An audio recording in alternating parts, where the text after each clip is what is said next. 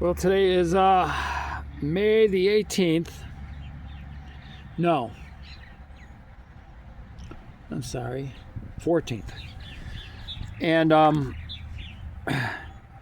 just got my very last Martin house up, and it's a PVC trendsetter, but it's one of the first ones they made. It was like back in I don't know what that year was, 95, maybe 96, 94, I don't know. And I lost two of the nest inserts. So what you have here is a 3D printed nest insert for a trendsetter house. And I got this from Nature Unlimited, which is in Topeka, Indiana. And what you can't see is this is a concave nest bowl. It's 3D printed, so it's plastic, right? But it's a very big nest bowl, so it's concave, you know. And I made a whole bunch of these ones out of cedar, and I used a chisel. Very time consuming. But I always liked a concave nest bowl because cavity nesting birds in nature use a wood cavity. And even though purple martins make a nest, in normal circumstances, the bottom would be kind of wood, and it would be rotten wood if they were nesting the way they used to nest. And so even if you have some that were crappy nest builders, the eggs would still stay in place and in one piece. And the problem is with plastic, and this is a big concave. I know it's hard to see because it's white. The problem with concave nest bowls when they have a slippery surface like this is when nestlings are in the nest developing, their bones are not strong yet. And if you have too smooth of a surface, they get what's called splay legs. Their legs will spread out like this and their bones will set that way. And they basically make them handicapped. And I used to raise cage birds and parrots in particular. And some species will just nest on the bottom. They will empty all the shavings out and nest on the bottom of the wood. And then the parents sit on them all the time, and the babies don't have the opportunity to pull their legs underneath their bodies to keep their legs straight to grow properly. And this is a problem for martins too, in aluminum and plastic in martin houses, where particularly young first breeding season birds make a crappy nest. I've had this happen all kinds of times.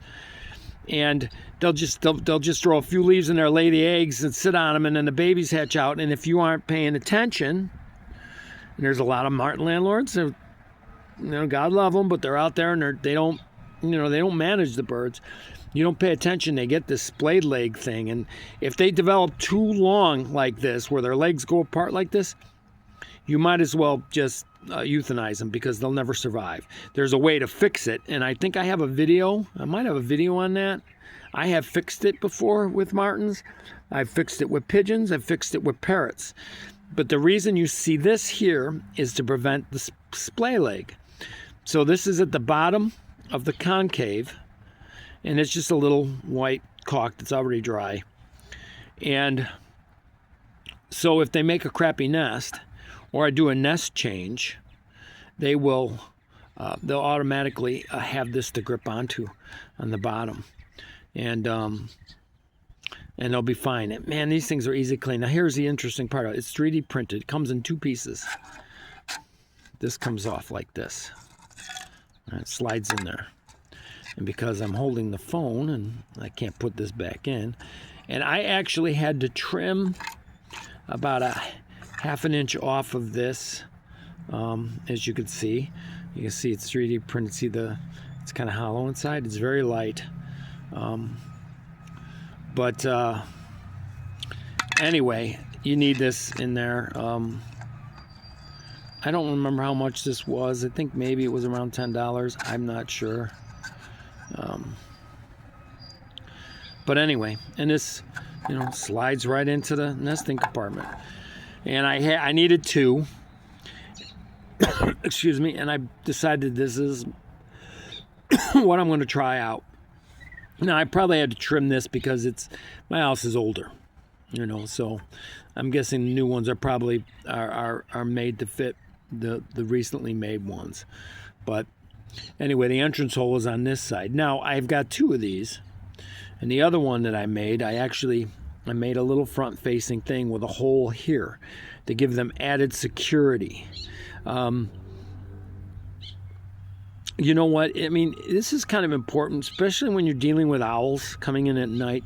You want the birds to feel secure. So having another entrance, so the entrance hole will be coming in, they'll be coming in here. And then they'll have a regular round entrance to go into the back. So they'll build their nest in here. So they'll be behind another protective layer, which is another wall here. So they'll feel more secure and not apt to fly out in the middle of the night. Because let's say you got a big round hole here and the owl is outside at night messing around and his talons are going in here, and even though the birds are tucked in the corner here, which they're safe, there's always some of them that get too nervous and they want to bolt.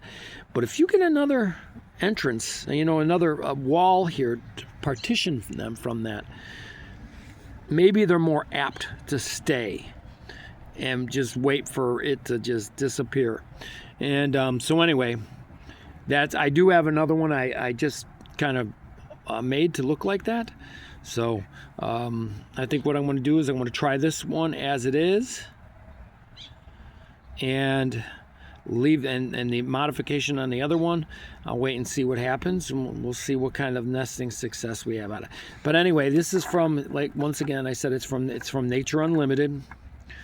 Am I a spokesperson for them? Yeah, I like to think I am sometimes, because they make probably the best marten products I've ever seen. And because it's Amish made, yeah, it's Amish made. Because the Amish do it, they don't advertise. Unless you're Andrew Troyer and you have a catalog. But these kind of things, I really want people that with purple martens to really take their martens seriously, because they are a species in decline. Quit buying those crappy marten houses, those cheap plastic ones that I understand. That's a disposable marten house. Then this is what I recommend, and I'm just going to say this. If you can get martens and you get them in that house, great. Take that down at the end of the season, throw it in your burn pile, and get a real marten house. Invest the money in a real marten house. Now, some people might not like that, you know. I mean, I don't need to have a fancy car. Some people need a fancy car. I like fancy marten houses. Why do I like fancy marten houses? Because I want things that are going to last. I want something that's durable. I want something that's manageable. And it'll last forever. And if I move, they move with me.